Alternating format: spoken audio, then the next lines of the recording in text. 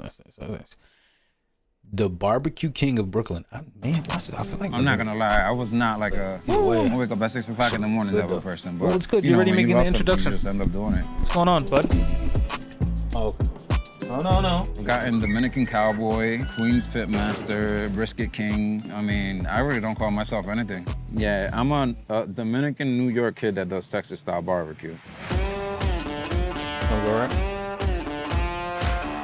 We went from selling from our backyard to one of the most popular and one of the biggest food festivals, I would have to say maybe in America. It's like first Dominican in New York doing barbecue. I mean, come on now. Bark barbecue. Means a lot. My name is Ruben Santana, owner and pitmaster of Bark Barbecue. We specialize in Central Texas style barbecue with a little bit of Dominican influence. Okay.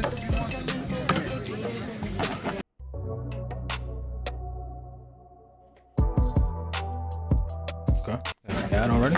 Well, I should try it.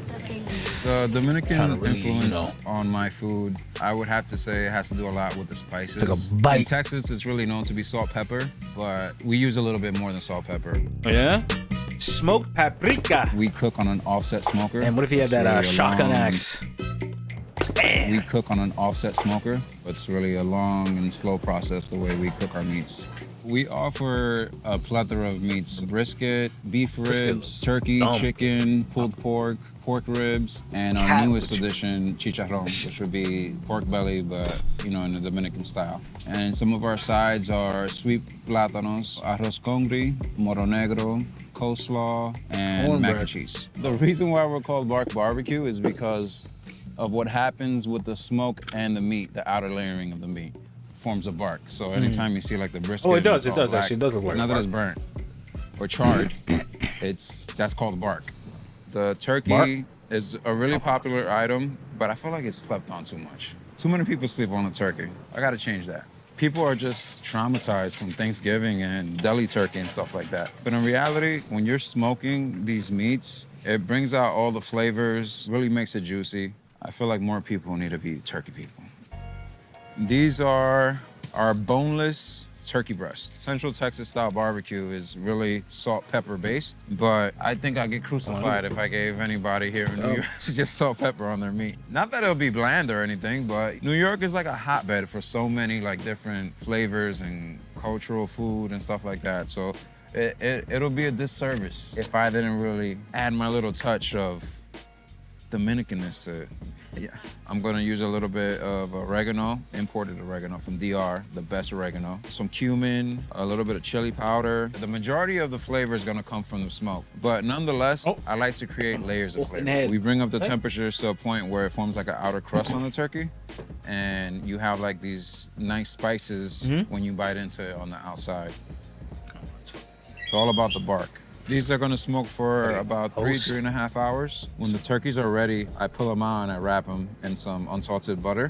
A lot of people, when they have the turkey, or when I force them to have the turkey, gymnastics. I'm lying. I give them samples. They're like, wow, I wasn't expecting this to taste like this. Everything is self-taught, to be honest. Shit on the wall. I watched a lot of videos on YouTube, and after a point, I reached out to a lot of like pit masters out there in Texas, and they gave me a lot of tips. There was a point where I had to stop watching YouTube, because I had to figure out my own way of doing it. Right. This process is about 3 to 4 days in the making. We usually sell out like in 3 hours. So we're talking about 3 days of work for 3 hours of service. What the Hours is about, because I had to figure this, and they gave me a lot of tips. There was a point where I had to stop watching YouTube, because I had to figure out my own way of doing it.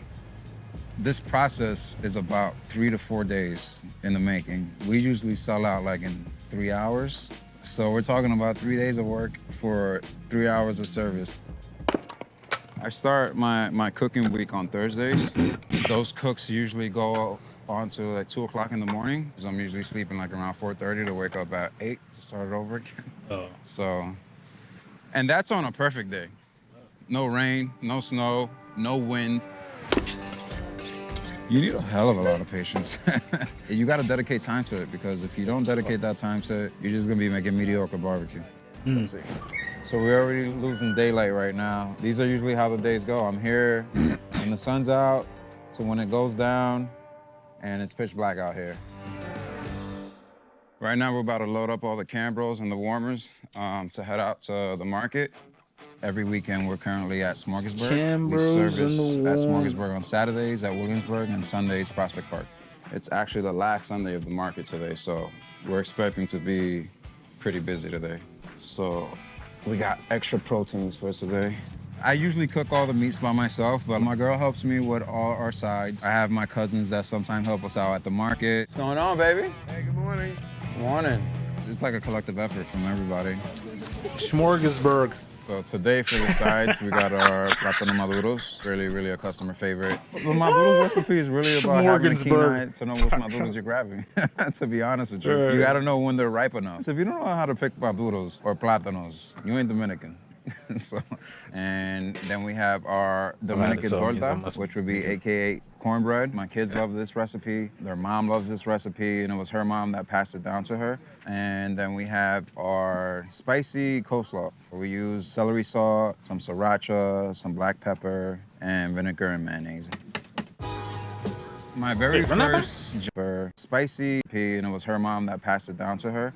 My kids love this recipe. Their mom loves this recipe, and it was her mom that passed it down to her. Okay. And then we have our spicy coleslaw. We use celery salt, some sriracha, some black pepper, and vinegar and mayonnaise. That was what? Cabbage?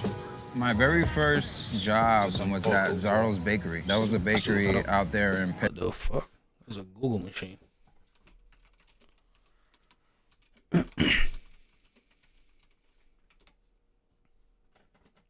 Coleslaw is typically made of shredded cabbage and carrots. Okay.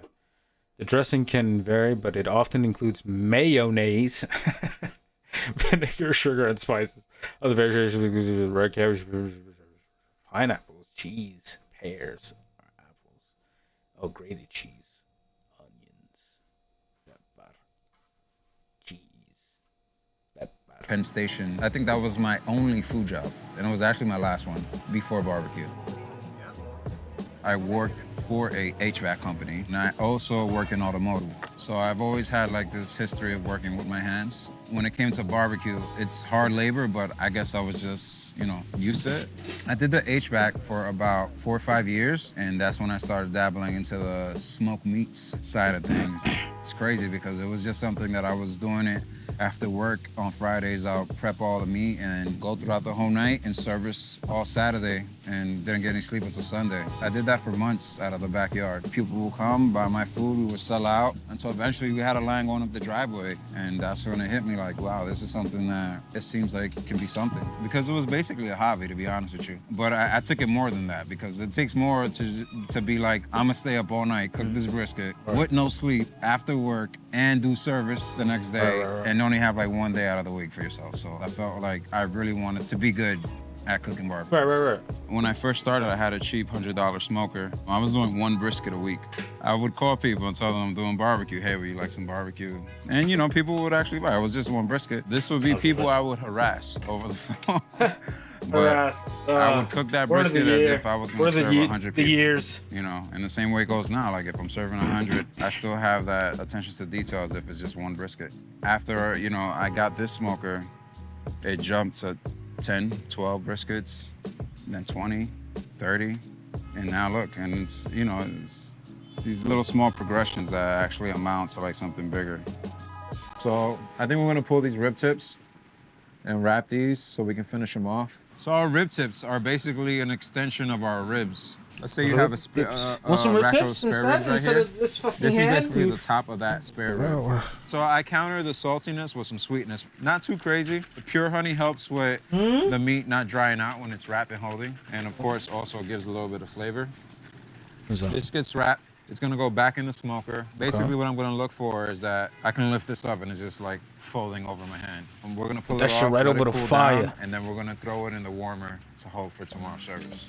The type of barbecue that we do really isn't that common in New York. I wanted to bring a Dominican influence into the barbecue because it's basically my background. It would be like me fighting myself not to season something, the way I was used to growing up. Why you Looking vocal? to scale customer service without scaling headcount? Oh no. Just had a little skirmish. I was actually born in Uptown in DR 2.0, Washington Heights, but I was raised the majority in Queens, in Southside Jamaica, Queens. I was raised in a house full of women only. My grandmother had custody of us. I had aunts, cousins, and they all used to just throw down in the kitchen all the holidays and all that stuff. My childhood, it was just like any other childhood of minority raised in the inner city. Wasn't that great in school. Gave my grandmother a lot of trouble. When I was 19, I was arrested for a firearm, well, set up for a firearm, and I was incarcerated in Rikers Island. That was a tough time. Being in the jail system is something really common in our family. So I could swing by. it seems like I was just continuing. What was this? 3 years ago, I bet. Oh, funny shit. In the chain, basically. In there is when I made the choice to improve myself and wanted to break that chain in my family. And I came out there a better person. I learned about who I am, that I'm not a follower, that I want to be a leader, and I do have the traits to be a leader. I actually saw a guy walking and was like, oh my God, that meat looks good. And so I was like, she's like, it's probably this guy. So then we came over here. So we got a mixture of the lean and the moist brisket. I ordered a pound of brisket. It's delicious. It's super juicy. I try to come almost every weekend. I live in Manhattan actually, so I've been commuting either to Williamsburg or to Prospect Park just for these guys. Ruben's great. Just great people, great food, great hospitality. No, I don't consider myself famous. Not at all. You know, I didn't go to no culinary school, so to have people making lines for us, it's beautiful. I've had a rough upbringing. It's been a tough path, but I feel like it's not what defines me, it's what's made me. I wish I put the name I of wouldn't have it any other way. place in the title. That was cool. Yo, that brisket, dude. Let me see that shit right now, man.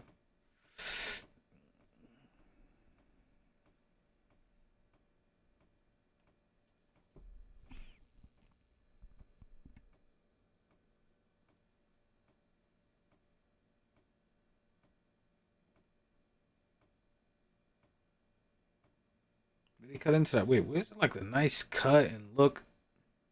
There's no taste, which is ass. Oh well, he did give like shit little samples. I wish he did a taste. 25. Wow. The Dominican influence on my food, I would have to say it has to do a lot with the spices. In Texas, it's really known to be salt pepper, but we use a little bit more than salt pepper. We cook on an offset smoker, but it's really a long and slow process the way we cook our meats. We offer a plethora of meats: brisket, beef ribs, turkey, chicken, pulled pork, pork ribs, and our newest addition, chicharrón, which would be pork belly, but in the Dominican style. Barbecue and some of our sauce on that sides shit? are